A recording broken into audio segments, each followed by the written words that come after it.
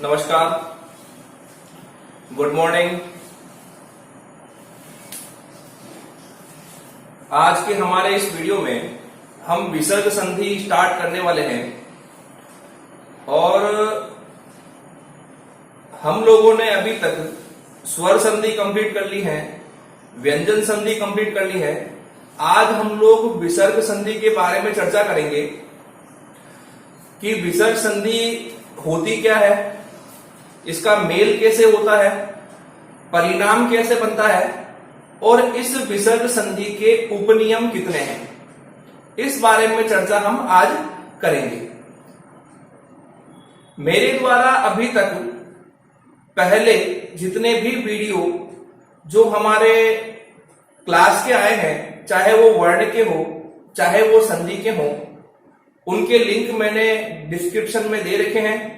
आप वहां जाकर के उन्हें देख सकते हैं, अपनी तैयारी को अच्छी कर सकते हैं। और सभी से यही कहूंगा कि आप लोग वीडियो देख रहे हैं तो देखने के साथ ही सब्सक्राइब भी कर लें ताकि हमारे नए वीडियो की लिंक आपको मिल सके। चलो अब हम आज बात करते हैं हमारी जो नई संधि है, विसर्ग संधि। क्या है विसर्ग संधि? ध्यान रखना, अभी तक अगर आप लोगों को एक भय था कि स्वर संधि का भय बना हुआ है, विसर्ग व्यंजन का बना हुआ है, विसर्ग बना हुआ है, तो मैं इतनी गारंटी लेता हूं कि जितने आप लोग मैंने नियम पढ़ाए हैं अगर ध्यान से पढ़ लोगे तो जो भी आपका डर था वो डर खत्म हो जाएगा। अब डर नहीं रहेगा कि हमें संधि कैसे करें, टुकड़े कैसे करें, अर्थ कैसे निकालें, रूप कैसे निकालें, खत्म हो जाएगा वो चीज, है ना। तो याद रखो, हमारे विसर्ग संधि की बात करते हैं। पहले परिभाषा देखते हैं क्या होता है इसमें, मेल कैसे होता है। तो इस संधि में विसर्ग के बाद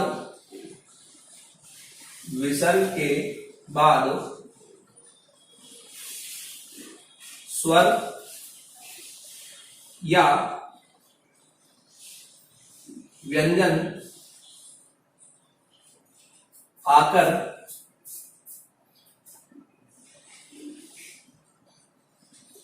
संधि करते हैं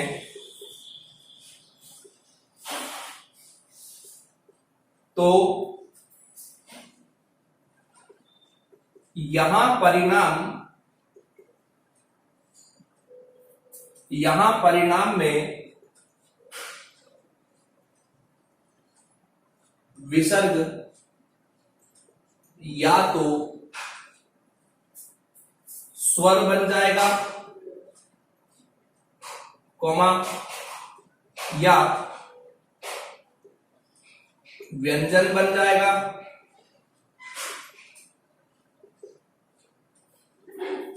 कॉमा, या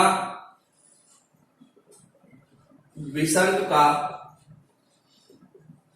लोप हो जाएगा, या विसर्ग यथावत बना रहेगा।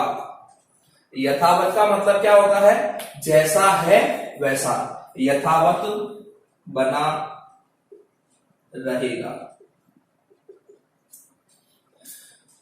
पहले तो इतना रखना कि हमारे यहां इस संधि में विसर्ग के बाद में क्या आने वाले हैं? स्वर और व्यंजन, यानी या तो स्वर होगा या व्यंजन होगा। और यहां पर हमने जो परिणाम बनाए हैं उसमें देखो, या तो विसर्ग स्वर बन रहा है, या व्यंजन बन रहा है, या विसर्ग का लोप हो रहा है, या विसर्ग यथावत बना रहेगा। ये आपको याद रखना है, ठीक है। अब मैं कुछ यहां शब्द बता रहा हूं कि ये जो हमने लाइन लिखी है उसको स्पष्ट कैसे करें, क्लियर कैसे करें ना। तो यहां पर एक शब्द लिखा हुआ है मनः प्लस जय, नीह प्लस चिंत,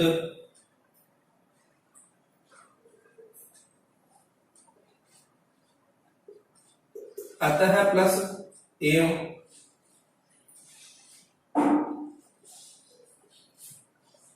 और अंतः प्लस करण। यहां पर देखो ये 4 शब्द लिखे मैंने, देखो आप ध्यान से देखना, पहले शब्द के अंत में आपको हर जगह विसर्ग दिख रहा है, और हमने यही कहा था कि इस संधि में विसर्ग के बाद वाले वर्ण देखने हैं, वो या तो स्वर होना चाहिए या व्यंजन होना चाहिए। अब देखो मनः में हमें विसर्ग दिख रहा है, ये दिख रहा है विसर्ग, इसके बाद में क्या आ रहा है, जय आ रहा है। जय किसमें होता है, व्यंजन में, तो यहां पर विसर्ग प्लस व्यंजन हो गया। नेक्स्ट बात है, यहां निह में भी विसर्ग आ रहा है, तो यहां हो गया विसर्ग। अब ये क्या आ रहा है, ची आ रहा है, ची भी च से बना हुआ है, तो च भी किसमें आता है, व्यंजन में, तो विसर्ग के बाद ये भी क्या हो गया, व्यंजन। यहां बात है, तो यहां देखो अंत है, अंत में क्या दिख रहा है, विसर्ग दिख रहा है, तो पहला तो हमारा हो गया विसर्ग, लेकिन इसके बाद ये चालू कहां से हो रहा है, ए से, तो ए कहां आता है, स्वर में, तो यहां विसर्ग के बाद में क्या आ गया, स्वर। और यहां पर देखो ये अंत है लिखा हुआ है, तो लास्ट में तो विसर्ग दिख ही रहा है, तो यहां पर हो गया विसर्ग। और यहां पर ये चालू कहां से हो रहा है शब्द, दूसरे का प्रथम वर्ण कैसे, तो कै किसमें आता है, व्यंजन में। तो हमने जो बात कही थी कि हमारे इस संधि में विसर्ग के बाद स्वर या व्यंजन होने चाहिए, है ना। ये देखो विसर्ग के बाद क्या आ रहा है, व्यंजन, ये क्या आ रहा है, विसर्ग के बाद व्यंजन, विसर्ग के बाद स्वर, विसर्ग के बाद व्यंजन, ये तो क्लियर हो गया।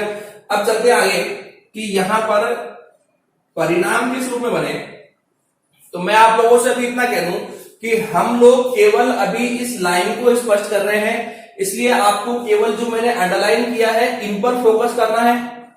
परिणाम कैसे बन रहे हैं, ओ क्यों बना, श क्यों बना, र क्यों बना, विसर्ग गायब क्यों हुआ, अभी दिमाग नहीं लगाना है, वो हम नियम में बात करेंगे, ठीक है ना। यहां देखो, यहां मनः प्लस जय लिखा हुआ है, और ये विसर्ग ओ बन जाएगा, ओ, है ना। ओ किसमें आता है, स्वर में आता है, तो जहां ये विसर्ग लगा है उसी वर्ण के साथ में ओ लग जाएगा, यानी ओ की मात्रा लग गई, तो क्या बन गया, ये नो, और ये बचा हुआ जय इसके पास आ जाएगा, तो क्या बन गया, ये मनोज। और यहां पर हम जब लिखेंगे परिणाम क्या हुआ, तो विसर्ग स्वर में परिवर्तित,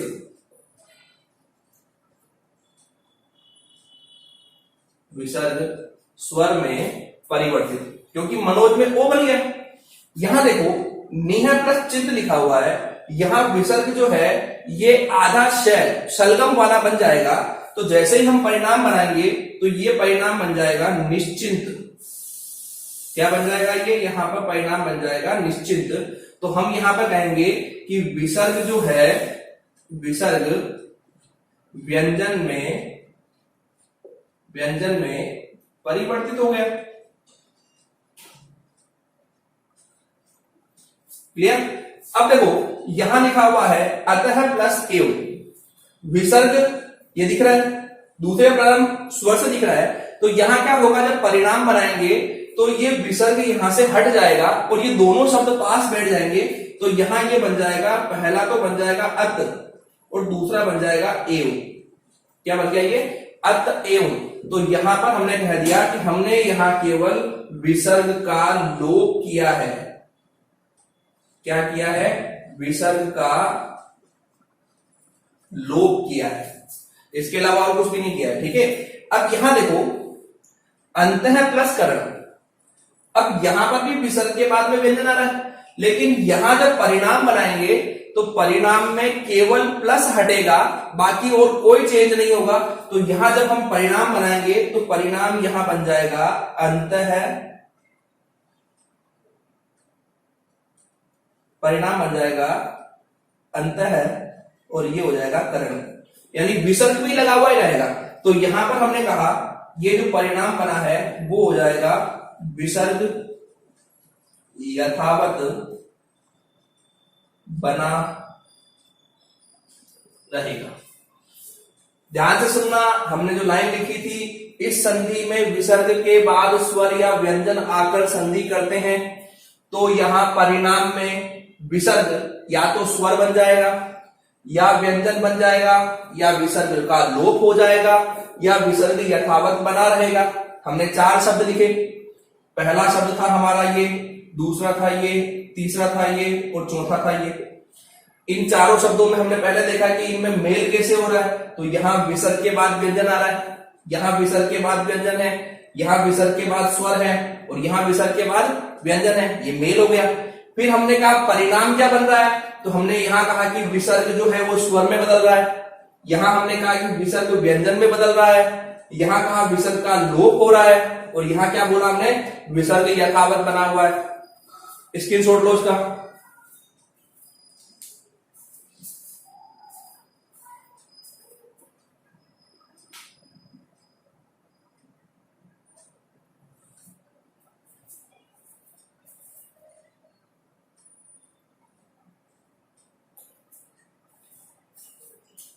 चलो भाई, अब हम नेक्स्ट बात करते हैं कि हमारे यहां हम जो नियम बनाएंगे वो नियम कैसे बनाएं, और नियम बनाने के साथ ही यहां इस विसर्ग संधि के उपनियम कितने होंगे ये भी चर्चा करनी है।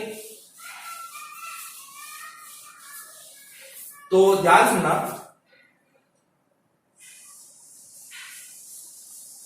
इस संधि में घोष और अघोष वर्णों के आधार पर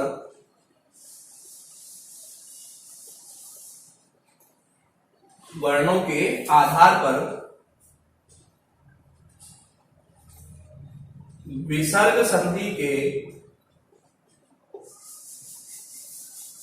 इस संधि में घोष और अघोष वर्णों के आधार पर कुल 9 उपनियम बताए गए हैं। कुल 9 उपनियम बताए गए हैं। ठीक है।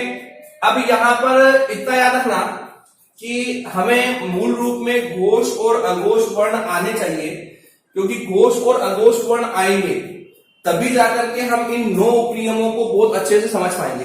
अगर घोष अघोष वर्ण ही नहीं आते हैं तो हम इन 9 उपनियम को क्लियर नहीं कर पाएंगे, इन्हें समझ ही नहीं पाएंगे। ठीक है ना। और आप लोगों को याद हो तो घोष वर्णों के लिए मैंने कहा था, वैसे तो मैंने वर्ण के अंदर जब ये टॉपिक खत्म किया था और मैंने अभी भी मैंने पहले कहा कि डिस्क्रिप्शन में मैंने लिंक दे रखा है, वहां जाकर पढ़ सकते हैं, लेकिन फिर भी मैं इतना बता दूं कि घोष वर्ण का मतलब होता है वे वर्ण जिनका उच्चारण करते समय कंपन अधिक होता है या गर्जना अधिक होती है, उन्हें घोष वर्ण कहते हैं। घोष वर्णों की संख्या 31 कितनी होती है, 31 होती है, जिसमें 11 स्वर प्लस प्रत्येक व्यंजन वर्ग का तीसरा, चौथा, पांचवा वर्ण प्लस अंतस्थ व्यंजन 11 और प्लस ऊष्म व्यंजन का है। ये सारे वर्ण मिलकर के घोष वर्णों की संरचना करते हैं, जबकि अघोष वर्ण का मतलब होता है कि यहां वर्णों के उच्चारण में कंपन या गर्जना कम होती है, इसे हम अघोष वर्ण कहते हैं। और अघोष वर्णों की संख्या कितनी होती है, तो 13 होती है। कितनी होती है, 13। कौन कौन से, तो प्रत्येक व्यंजन वर्ग का पहला, दूसरा वर्ण और ऊष्म व्यंजन का श, श, स। ठीक है ना। अब हम बात करते हैं कि हमने कहा कि इस संधि में घोष और अघोष वर्णों के आधार पर उपनियम कितने बताए गए, 9। तो पहले मैं बात करूं घोष वर्ण की, तो हमारा जो पहला रूप रहेगा कि विसर्ग के बाद हमारे अगर घोष वर्ण आ रहा है, घोष अघोष के बारे में और अच्छा जानना है तो वर्ण टॉपिक के अंदर जाकर के घोष अघोष के टॉपिक पर जाकर के पढ़ लेना। डिस्क्रिप्शन में लिंक दिया हुआ है, वहां जाकर क्लिक कर देना, यहां आपको ये टॉपिक मिल जाएगा। विसर्ग के बाद यहां क्या आता है, घोष वर्ण। हमने कितने बताया, 9 उपनियम होंगे, तो 5 उपनियम तो यही आएंगे, जिसमें हमारा पहला उपनियम आएगा विसर्ग ओ में बदल जाएगा। जैसे मनोज बना मनोज, तो पहला नियम हमारा ओ का आएगा। दूसरा नियम जो होगा वो हमारा र का आएगा, यानी विसर्ग जो है वो र व्यंजन बन जाएगा, आधा र बन जाएगा। ठीक है ना। अब यहां जैसे निर्जन लिखते हैं तो निर्जन कैसे बन रहा है, वो र आधा, वो नियम यहीं पे आएगा। तीसरा नियम जो होगा वो होगा अपवाद। अब अपवाद का मतलब होता है कि जो नियम के अकॉर्डिंग कार्य न करके फिर भी अपना परिणाम ग्रहण कर ले, वो अपवाद में आता है ना। जैसे कि सारे स्टूडेंट पढ़ने वाले हैं, उनमें 2-3 नहीं पढ़ने वाले, वो अपवाद है ना। उसी रूप में ये अपवाद वाला नियम यहां आता है। नेक्स्ट चौथा, विसर्ग का लोप। 5 नियम कोश में आएंगे। तो पहला नियम क्या हो गया, ओ। दूसरा क्या हो गया, र। तीसरा क्या हो गया, अपवाद।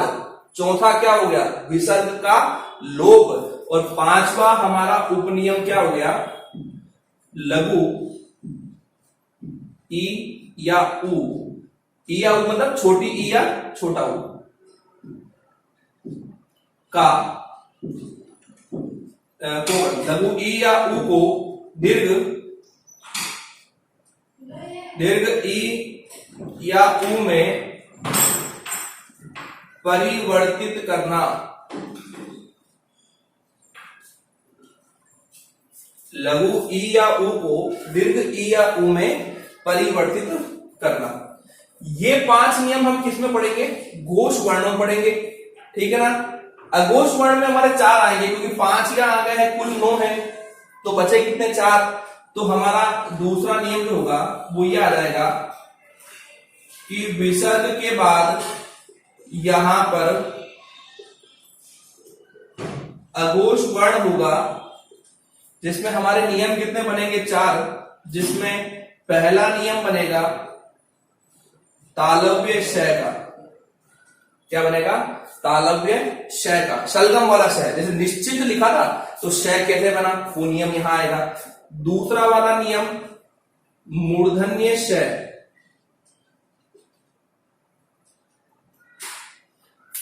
मूर्धन्य श है ना, कि यहां पर विसर्ग को षटकोण वाला श कैसे बनाएंगे। नियम नंबर 3 ये होगा, हम विसर्ग को दंत्य स यानी सड़क वाले स में बदल देंगे, है ना। और चौथा अपवाद।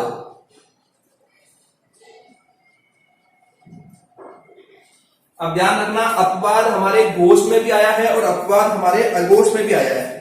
ठीक है ना। तो यहां की स्थिति में अपवाद में आपको 2 शब्द याद रखने हैं। 2 शब्द याद रखने हैं। एक आपको याद रखना है अंतः, और एक आपको याद रखना है पुनः।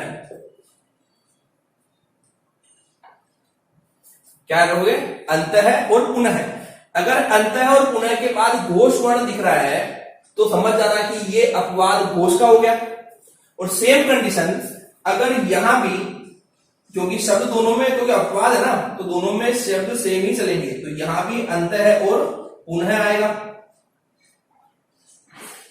लेकिन यहां पर अंतः पुनः के बाद में क्या आना चाहिए, अघोष वर्ण। अगर अंतः और पुनः के बाद में अघोष वर्ण दिख रहा है तो समझ जाना है कि ये अपवाद किसका होगा, अघोष वर्ण का होगा। दोनों अपने अपने अकॉर्डिंग नियम अलग लेके बैठे हुए हैं। यहां भी बस शब्द याद रखना कि अंतः और पुनः दिखे तो समझ जाना कि अपवाद का नियम आ चुका है। क्लियर। एक बार फोटो ले लो उसका।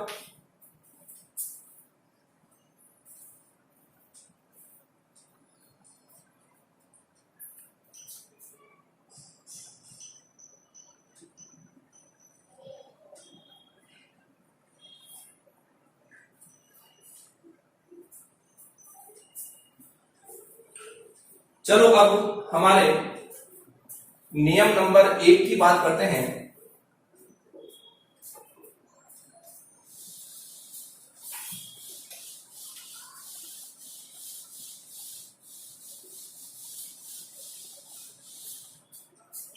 नियम नंबर 1 की बात करते हैं जिसका नाम है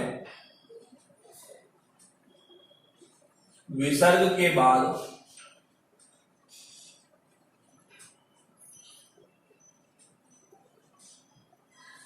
विसर्ग के बाद घोष वर्ण। अभी मैंने आप लोगों को बताया कि विसर्ग के बाद घोष वर्ण आते हैं तो उपनियम कितने बनेंगे? 5। कौन कौन से? पहला उपनियम ओ का, दूसरा उपनियम रै का, तीसरा उपनियम अपवाद का, चौथा विसर्ग का लोप, और पांचवा छोटी ई और छोटे ऊ को हम बदल देंगे बड़ी ई और बड़े ऊ में। ठीक है ना? अब हमने कहा था कि विसर्ग के बाद घोष वर्ण में हमारा पहला उपनियम है विसर्ग का ओ बनना। हमारा यहां आए रखता हूं मैं, हमारा यहां पहला उपनियम है विसर्ग का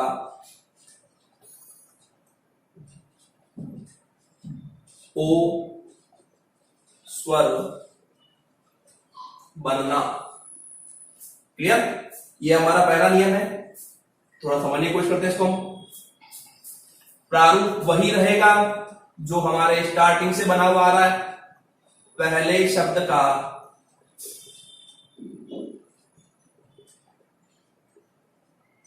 अंतिम वर्ण,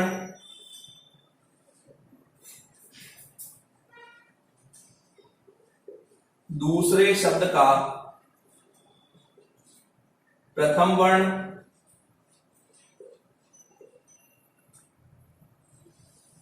और अंत में हो जाएगा परिणाम। ध्यान से देखना, इस नियम को समझना कि ये कहना क्या चाह रहा है। हमारे इस नियम में हमें विसर्ग को क्या बदलना है? ओ में चेंज करना है। ओ क्या है? स्वर है। तो यहां पर हमारे जो पहला शब्द है उस पहले शब्द के अंतिम वर्ण में विसर्ग से पहले क्या आना चाहिए? ए। केवल ए आना चाहिए। क्या आना चाहिए? केवल ए आना चाहिए। इसके अलावा कोई और स्वर नहीं दिखना चाहिए। ठीक है? और दूसरे शब्द के प्रथम वर्ण में, क्योंकि हमने क्या कहा था, नियम के अकॉर्डिंग क्या आ रही है? घोष आएंगे, तो घोष से संधि करेगा ये। तो हमारे घोष 31 है, तो उन 31 में स्वर भी आते हैं और व्यंजन भी आते हैं। तो उन स्वरों में ये केवल स्वर का ए लेगा। केवल ए स्वर तथा शेष घोष व्यंजन। अब देखो, हमारे पास घोष वर्ण कितने होते हैं? 31। 31 में स्वर कितने होते हैं? 11। हमने स्वर कौन सा लिया है? केवल ए लिया है। इसका मतलब 10 स्वरों को हमने यहां शामिल नहीं किया है, तो 10 यहां से कम हो जाएंगे। 31 में 10 कम हो जाएंगे तो कितने बचेंगे? 21। तो यहां 21 ही वर्ण आएंगे, यानी 21 में से ही कोई एक दिखेगा। अर्थात 21 घोष वर्ण में से एक। समझ में आया कुछ? विसर्ग के पहले तो क्या आना चाहिए? केवल ए आना चाहिए। और यहां दूसरे का प्रारंभ या तो ऐसे होना चाहिए या घोष व्यंजनों से होना चाहिए। तो हमारा परिणाम जो है, उस परिणाम में विसर्ग ओ स्वर बन जाएगा।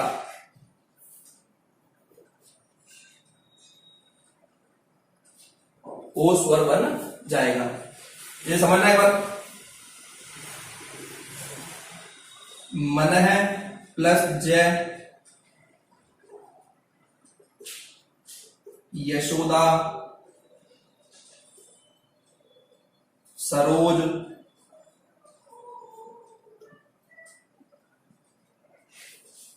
तपह प्लस भूमि,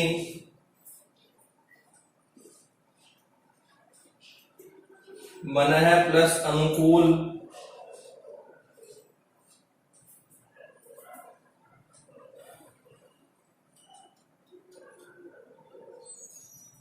पयोधर,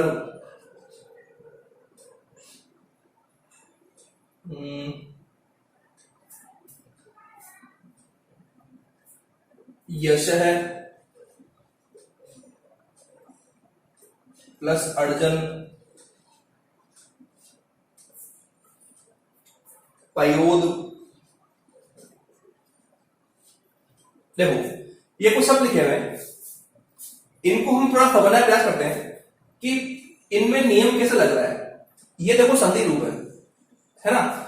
विसर्ग के पहले क्या दिख रहा है? न दिख रहा है। और मैंने आपको क्या कहा कि विसर्ग के पहले केवल जो स्वर है वो अ ही दिखना चाहिए, यानी उसके पहले कोई भी व्यंजन आएगा तो उस व्यंजन में अ स्वर ही दिखना चाहिए और कुछ नहीं दिखे। लेकिन दूसरे शब्द का प्रारंभ या तो अ से होना चाहिए या फिर किसी घोष व्यंजन से होना चाहिए। ठीक है ना। ये देखो ये क्या आ रहा है? ज, च, छ, झ। तीसरा वर्ण है। तीसरा वर्ण किस में आता है? घोष में आता है। तो अब हमें देखो दोनों नियम मैच हो गए। यहां तो अ दिख रहा है, यहां तीसरा दिख रहा है, घोष दिख रहा है। तो हमें इस विसर्ग को क्या बनाना है? ओ बनाना है। तो ओ की मात्रा जहां विसर्ग लगा हुआ है उसी वर्ण के साथ लग जाएगी। तो यहां पर जब परिणाम बनाएंगे तो ये न के साथ ओ की मात्रा लगेगी, तो ये क्या बन गई? नो। और बचा हुआ ज इसके पास आ जाएगा। ठीक है। ये क्या लिखा हुआ है? यशोदा। यशोदा शब्द में जाकर के कोई परिणाम में लिखा हुआ है, तो परिणाम रूप में जाकर क्या ढूंढना है? ओ ढूंढना है। तो उस शब्द में जाकर ओ ढूंढो, कहां लगा हुआ है? श पर। तो जैसे ही हम संधि करेंगे इस ओ को हटाना है, क्योंकि हमने विसर्ग को ओ बनाया था, तो संधि में वापस ओ को विसर्ग बनाएंगे। ठीक है। और जब ओ को विसर्ग बनाएंगे तो उस विसर्ग से पहले क्या आना चाहिए? अ स्वर। तो हम इसमें जब टुकड़े करेंगे तो ओ हटेगा, तो ये क्या बन गया? यश। तो इस यश के बाद में क्या लग गया? विसर्ग। ठीक है। अब क्या बचा? केवल दा बचा हुआ है, तो ये दा यहां आ जाएगा बस। ठीक है। सरोज, जैसे यशोदा किया था वैसे ही सरोज होगा। हमें ओ देखना है, र में ओ आ रहा है, हटाओ यहां से। हटाते ही यहां विसर्ग लगाना है, तो विसर्ग लगाएंगे तो र के बाद में विसर्ग लग जाएगा। अब देखो र में स्वर कौन सा है? अ। श में स्वर कौन सा है? अ। न में स्वर कौन सा है? अ। यानी अ ही दिखना चाहिए। अब यहां क्या बचा? केवल ज। तो ये ज यहां आ जाएगा। क्या बन गया? ये सरह प्लस ज। अब देखो विसर्ग के पहले क्या आ रहा है? अ आ रहा है। दूसरे का प्रारंभ किससे हो रहा है? भ से। प, फ, ब, भ। चौथा वर्ण है। चौथा वर्ण भी किसमें आता है? घोष में आता है। ठीक है ना। तो हमें इस विसर्ग को क्या बनाना है? ओ बनाना है। तो जहां लगा है वहीं ओ बन जाएगा। तो ये पैर पर लगा हुआ ओ बन जाएगा और भूमि शब्द इसके पास यहां वापस लिखा हुआ है। क्या बन गया? ये तपोभूमि। यहां देखते हैं। अब देखो यहां विसर्ग के पहले क्या दिख रहा है? अ दिख रहा है। और दूसरे का प्रारंभ भी किससे हो रहा है? अ से हो रहा है। दोनों जगह अ दिख रहा है। यहां देखो विसर्ग के पहले भी अ हो सकता है और विसर्ग के बाद में भी अ आ सकता है। तो ऐसी कंडीशन में जब दोनों जगह स्वर दिख रहे हो तो हमें दूसरे शब्द के प्रथम स्वर को जो ओ परिणाम बनेगा उसमें विलीन कर देना है। ठीक है। तो जब परिणाम बनाएंगे तो ये न जब ओ बनेगा तो नो बना, तो नो बनते ही ये ए उस ओ में विलीन हो जाएगा और नुकुल जो बचा है वो नुकुल यहां आ जाएगा। क्या बन जाएगा? ये मनोनुकुल। ठीक है। पयोधर की बात कहें तो यहां पर पयोधर में ओ कहां आ रहा है? यह बन। हटो यहां से। हटाते ही यह के साथ विसर्ग लग जाएगा, तो ये बन जाएगा पय है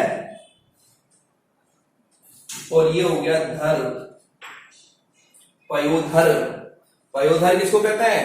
पयः का मतलब पानी, धर का मतलब धारण करना। पानी को धारण कौन करता है? समुद्र। पयोधर समुद्र को कहते हैं और पयोध बादल को कहते हैं। यशय प्लस अर्जन में जैसे मनय प्लस अनुकूल किया था, सेम यशय प्लस अर्जन में होगा। यहां भी देखो विसर्ग के पहले अ आ रहा है और यहां भी अ आ रहा है। तो जब ओ बनेगा तो ये वाला अ विलीन हो जाएगा। तो यहां पर ये यशो बना, अ विलीन हो गया, बचा हुआ शब्द यहां आ जाएगा। क्या बन गया? ये यशोर्जन। क्लियर। लास्ट शब्द है पयोद। पयोद में देखो ओ कहां आ रहा है? यह पर। हटाओ यहां से। हटाते ही विसर्ग बनेगा, तो ये बन गया पय है और बचा शब्द द इसके पास आ जाएगा। और क्या बन गया? ये पय प्लस द। इसी के साथ हमारा ये आज विसर्ग संधि में 9 उपनियम है। 9 उपनियम में पहला उपनियम यहां खत्म होता है। इसकी शब्द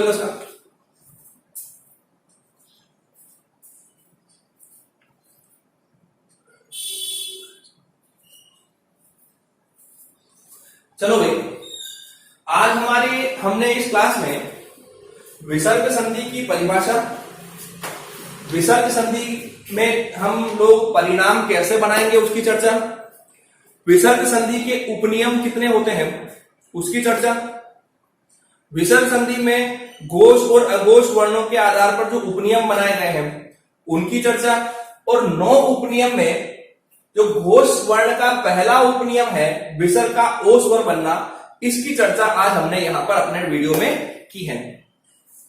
आप सबसे मैं यही कहूंगा कि आप इन वीडियो को देखते रहें और अपनी तैयारी को बढ़ाते रहें, और आप सब तैयारी बढ़ाने के साथ साथ अपने आप को पॉजिटिव भी रखें। जब तक आप सकारात्मक हैं, हर चीज को ग्रहण करते जाएंगे।